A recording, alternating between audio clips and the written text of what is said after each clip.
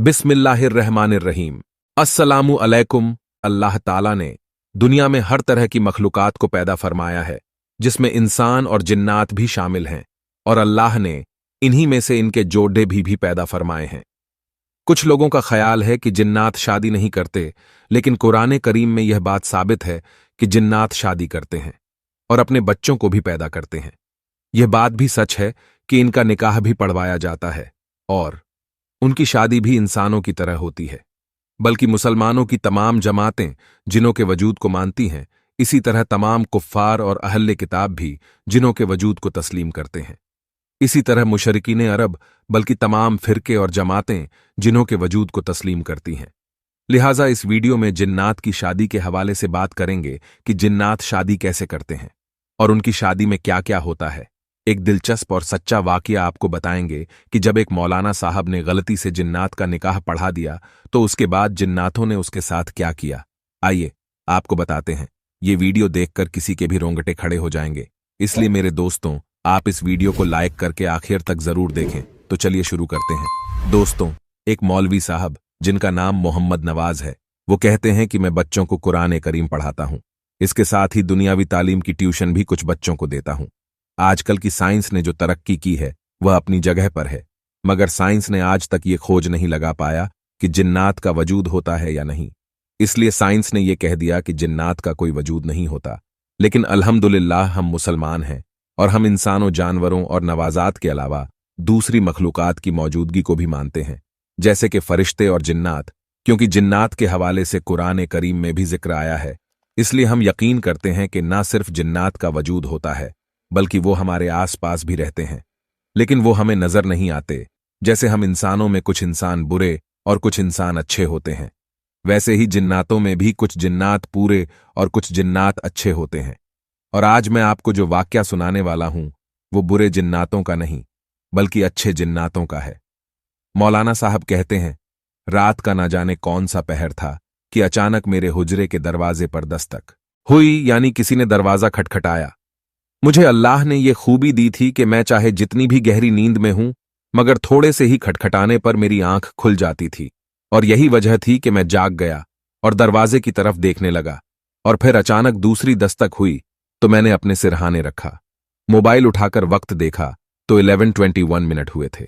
दरवाजे पर तीसरी मर्तबा किसी ने खटखटाया और मेरा नाम भी पुकारा। मैंने जल्दी से दरवाजा खोल दिया। बाहर देखा तो दो अजनबी नौजवान मेरे सामने खड़े हुए थे। मैंने उन दोनों को पहचाना नहीं था। मैंने उनको देखते हुए कहा, जी फरमाइए। उन्होंने कहा, मौलवी साहब, हमारे यहां शादी है, इसलिए हम आपको लेने आए हैं। निकाह पढ़ाने के लिए। मैंने कहा, माफ कीजिएगा, मैंने आप लोगों को पहचाना नहीं, जरा अपने बारे में बताइए। उन्होंने कहा, हम पड़ोस वाले गांव में रहते हैं।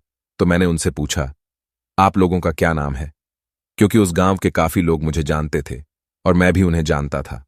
उसने कहा, मेरा नाम जंजार है और इसका नाम इफ़्फ़क है। तो मैंने अपने आप से कहा, अच्छा, अजीब नाम है। तुम दोनों के थोड़ी बातें करने के बाद मौलवी साहब उनके साथ चल दिए। मौलवी मोहम्मद नवाज बताते हैं, मार्च का महीना था, इसलिए रात थोड़ी ठंडी थी। वो दोनों मेरे आगे आगे और मैं उनके पीछे पीछे चल रहा था। उनकी रफ्तार बहुत तेज थी, मगर वह मेरी वजह से धीरे चलने पर मजबूर थे। तकरीबन 20 मिनट चलने के बाद उनका रुख बदल गया, यानी उन्होंने अपना रास्ता बदल दिया। ये देखकर मैं परेशान हो गया, क्योंकि गांव तो दूसरी तरफ था और जिधर वो जा रहे थे उस तरफ एक बड़ा सा मैदान था, जहां गांव के लड़के दिन के वक्त क्रिकेट वगैरह खेलते थे। मैंने कहा, भाई आप कहां जा रहे हैं? गांव तो उधर की तरफ है, इधर तो मैदान है। उन्होंने कहा, जी असल में गांव में जगह नहीं थी, इसलिए हमने शामियाना इधर लगाया है। मैं भी चुपचाप उनके पीछे पीछे चलने लगा। वो दोनों वक्त वक्त पर पीछे मुड़कर मेरी जानीब देखते थे, जैसे कि ये यकीन करना चाहते हों कि मैं उनके पीछे आ रहा हूं या नहीं। मैंने चलते हुए दोबारा कहा, सुनो भाई, शादी है ना आपके यहां? तो उन्होंने जवाब दिया, जी हां। मैंने कहा, तो ये खामोशी क्यों है? क्योंकि हम मैदान के करीब थे और अभी तक मुझे कोई भी आवाज सुनाई नहीं दे रही थी, बिल्कुल सन्नाटा था। इसलिए मैंने उनसे पूछा तो उन्होंने कहा, जी जी इंतजाम तो है। मगर निकाह पढ़ाने के बाद ये कहकर वह फिर से चलने लगा। तकरीबन 5 मिनट के चलने के बाद मुझे वो शामियाना नजर आया और तकरीबन 2 मिनट के चलने के बाद हम उस शामियाने में दाखिल हो गए। लाइटिंग का तो खूब इंतजाम किया गया था। मैं चारों तरफ अजीब नजरों से देख रहा था कि इतने में मेरे कानों में आवाज आई। खुशामदीद मौलवी साहब।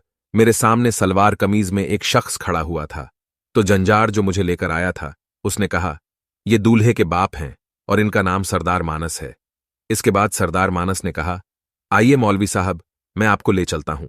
इसके बाद वह आगे आगे चलने लगे और मैं भी उनके पीछे पीछे चल दिया। एक जगह जाकर मानस साहब ने एक शख्स की तरफ इशारा करके कहा, ये दुल्हन के बाप हैं, इनका नाम शर्मक साहब है।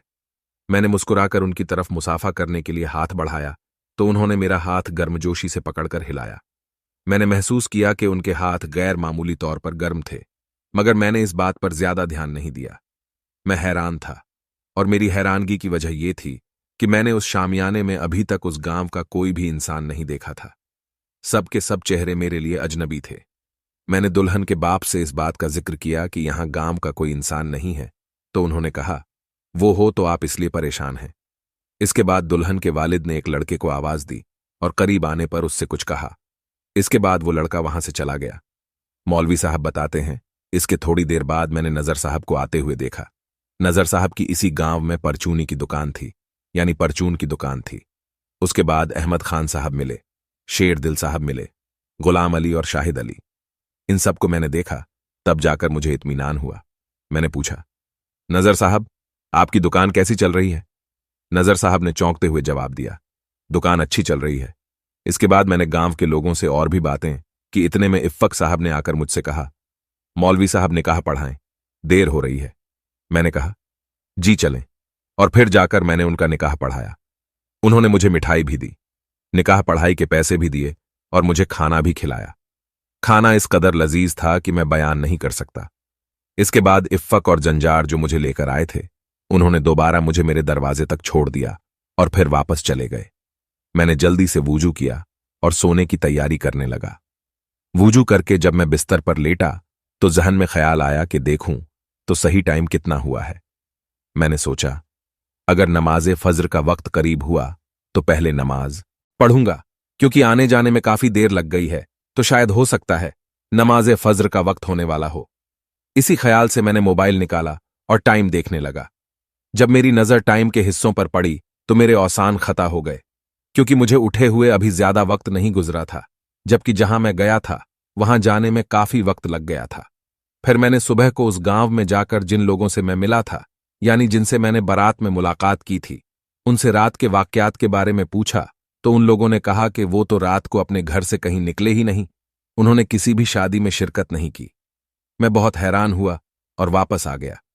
जब मैंने मिठाई और निकाह के पैसे देखे तो मुझे यकीन हो गया कि नहीं, ये मेरा वहम नहीं है, बल्कि मैंने यकीनन शादी में शिरकत की थी।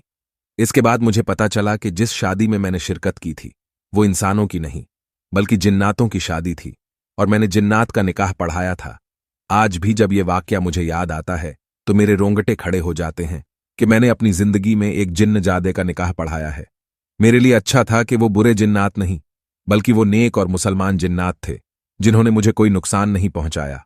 तो दोस्तों, आज की इस वीडियो में इतना ही। ये वीडियो आपको कैसी लगी कमेंट बॉक्स में जरूर बताएं। मिलेंगे अगली वीडियो में, तब तक के लिए अस्सलाम वालेकुम, अल्लाह हाफिज।